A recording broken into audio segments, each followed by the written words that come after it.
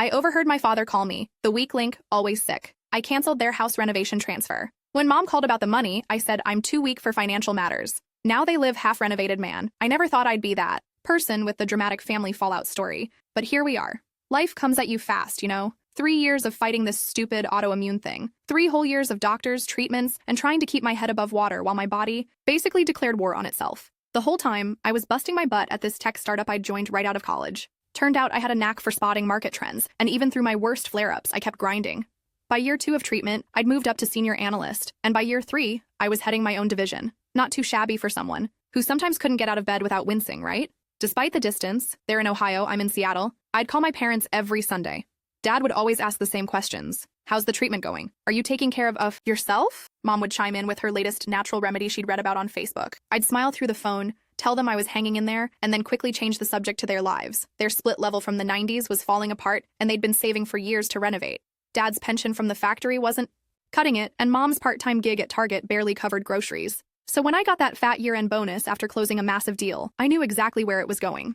I want to pay for the renovation, I told them over Christmas, sliding an envelope with a card across their worn kitchen table. Inside was a promise for $85,000, enough to fix the foundation issues, update the kitchen and bathrooms, and replace the ancient windows that leaked cold air like a sieve. You should have seen their faces. Mom straight up cried, and Dad, stoic as ever, had to take off his glasses and wipe his eyes. For once, I was the strong one, the provider, the successful daughter they could brag about to their friends at church. First installment hits your account next week, I said. Just enough for the contractors to start. The rest I'll send in phases, as the work progresses.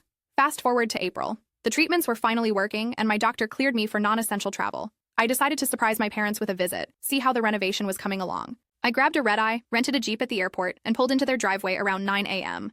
The place was buzzing with activity. Contractors hauling drywall, the rhythmic pounding of hammers, the whine of power tools. Progress. I grabbed my overnight bag and headed for the side door, not wanting to interrupt the work at the main entrance. That's when I heard my dad's voice from the backyard. He was on the phone, probably with Uncle Steve from the way he was laughing. I was about to call out when his words stopped me cold. Our daughter? She's always been the weak link in the family. Always sick. He chuckled. Yeah, but hey, at least, her money's good. About time we got something out of all those years of dealing with her issues. I froze, my hand still on the car door. It was like someone had dumped a bucket of ice water down my back. The weak link? All those years of dealing with me? Like I'd chosen to be sick? Like I'd been some kind of burden they'd heroically shouldered? For a second, I thought about storming around the corner, throwing my bag at him, making a scene worthy of a reality TV show. But something inside me just went quiet. Real quiet. I got back in the rental, drove to the Holiday Inn Express by the highway, and checked in. That night, I ordered Domino's, cracked open a mini bottle of Jack from the room's minibar, and made 2 calls. The first was to my bank, canceling the scheduled transfers for the renovation. The second was to my assistant, asking her to book me on the first flight back to Seattle the next day. I didn't call or text my parents, didn't tell them I'd been there. Just flew home and went back to work like nothing had happened. It took exactly 7 days before the contractors stopped showing up. Another 3 before my phone started blowing up with texts from Mom. Honey, is everything okay with the bank? The contractor says the money stopped coming. Sweetie, please call us, we're worried about you. The renovation is at a standstill. Dad's trying to get a loan, but they're asking for a large down payment we don't have. I let it ride for another day before answering her call. Hey, Mom. I kept my voice casual, like I was ordering a Starbucks, not delivering karma. Oh, thank God. We've been so worried. There's something wrong with the money transfers for the house. The contractors have all stopped working and, yeah, I canceled those, I said, taking a sip of my LaCroix. Sorry about that. The silence on the other end lasted so long, I checked to see if the call had dropped. You... what? Why would you do that? We're stuck with half-finished walls, no kitchen sink, and the upstairs bathroom is completely gutted. Sorry to hear that, I said, but I'm too weak to handle such serious financial matters. Another long pause. What are you talking about? Ask Dad about the weak link in the family, the one who's always sick. I'm sure he'll fill you in. I heard muffled voices, then Mom came back sounding flustered. Honey, Dad didn't mean it like that. He was just talking to his brother. You know how they joke around. What did he mean then? I asked. The silence was telling. That's what I thought, I said. Anyway, I've reallocated those funds. I'm investing in my health instead. Hired a personal trainer who specializes in autoimmune conditions. Upgraded my health insurance to the premium plan. And I'm trying this new infusion therapy that insurance wouldn't cover. Super expensive, but hey, what else is money good for if not fixing the weak link, right? Update. Y'all, I wasn't expecting this to blow up like it did. Thanks for all the support in the comments. Some of you asked if I feel guilty. Honestly, no. But I do wonder if I should have confronted Dad directly instead of this indirect payback. Would it have made any difference to hear those words straight from him? Or would he have just denied everything and made me doubt myself again? I drove past the house 2 weeks later. Not gonna lie, it was a straight-up disaster zone. Plastic sheeting flapped in the wind where windows should have been. A porta potty stood sentinel in the driveway. The front yard had turned to mud from contractor. Trucks now gone, Mom called again. This time, Dad was on speaker. "We need to talk about this like adults," Mom said. "We're living in construction chaos." "Like adults?" I laughed. "That's rich coming from the people who talk behind their daughter's back like high school mean girls." "Now, listen here," Dad's voice boomed through the speaker.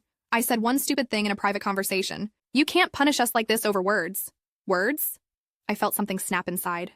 "Those weren't just words, Dad. That was what you really think of me. After everything I've been through, everything I've accomplished despite being sick, I'm still just the weak link to you. Do you have any idea how that feels?"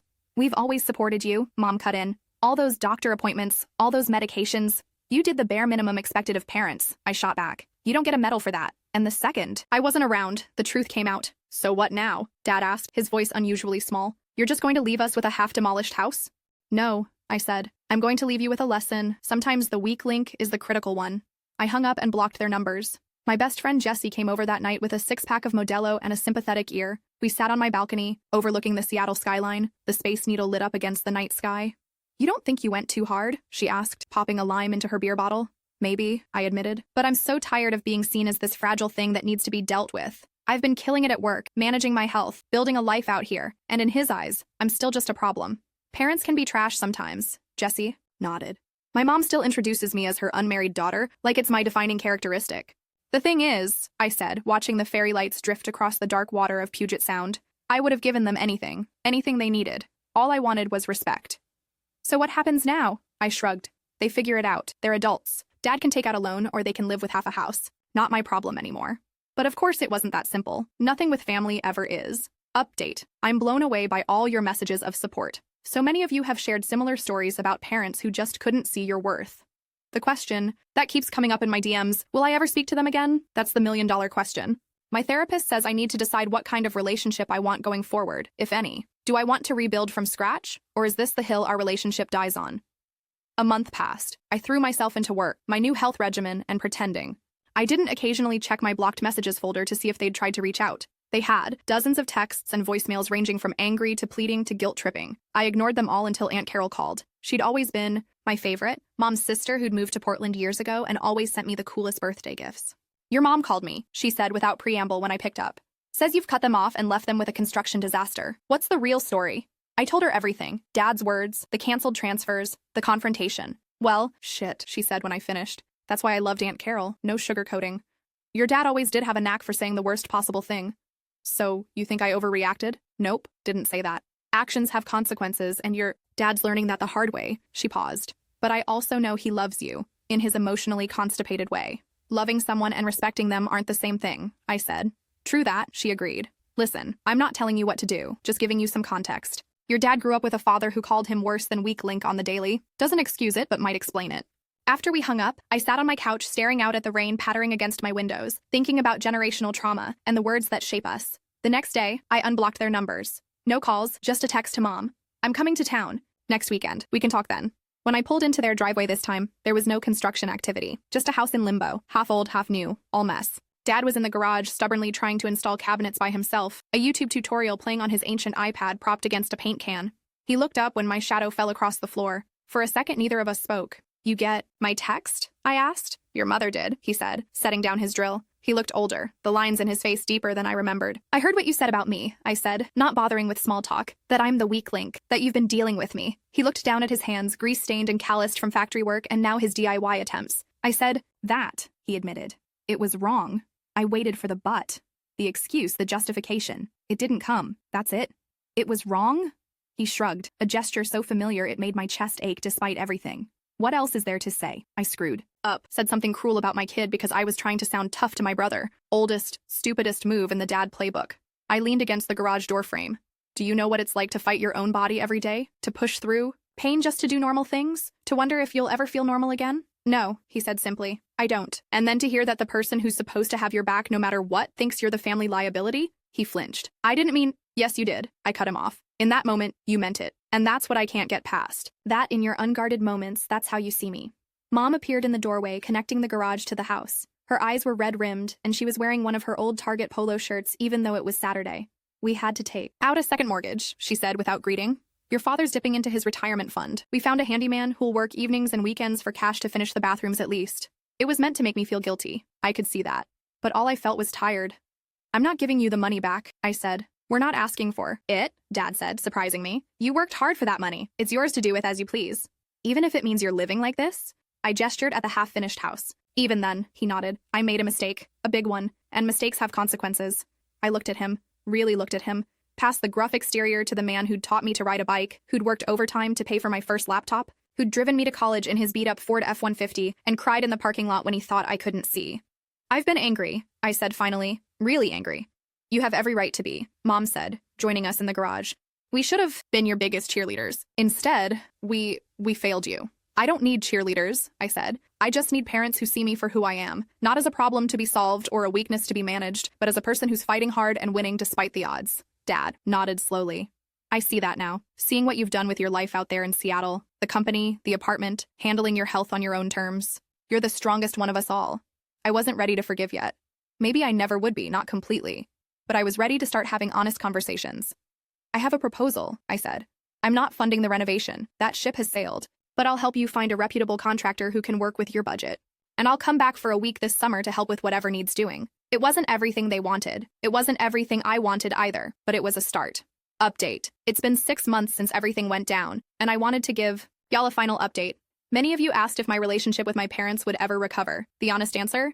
It's different now. Not worse or better, just different. More real. We had to tear it down to the studs and rebuild, kind of like their house. Speaking of which, they finally got the renovation finished last month. It's not as fancy as the original plan, but it's solid. Dad said something that stuck with me. When I visited, sometimes you don't know what matters until you almost lose it. I've had good news on the health front too. The new treatment I invested in, it's actually working. Like, really working. For the first time in years, I've had 3 months without a major flare-up. My doctor says my inflammatory markers are the lowest they've been since diagnosis. Dad calls once a week now, not to ask about my health, but to ask about my life. What projects I'm working on, what hikes I've done around Seattle, whether I've tried that new Thai place I mentioned. Last call, he cleared his throat in that way he does when he's about to say something important. Remember when you said the weak link is sometimes the critical one? Yeah, I said, stirring the pasta I was cooking. You were right. When one link in a chain breaks, the whole thing falls apart. He paused. I'm trying to be a better link these days. It wasn't a perfect apology, but from my dad, it was everything. Mom still sends me Facebook articles about miracle cures, but now she includes a little note. Not saying you need this, just thought it was interesting. Baby steps. As for me, I've learned that sometimes standing up for yourself means walking away. That forgiveness doesn't mean forgetting. And that sometimes the family you're born into has to earn the privilege of staying in your life. The house. Renovation might be finished, but our renovation? That's still a work in progress. And for now, that's enough. Sometimes the most important renovations aren't the ones you can see from the outside anyway.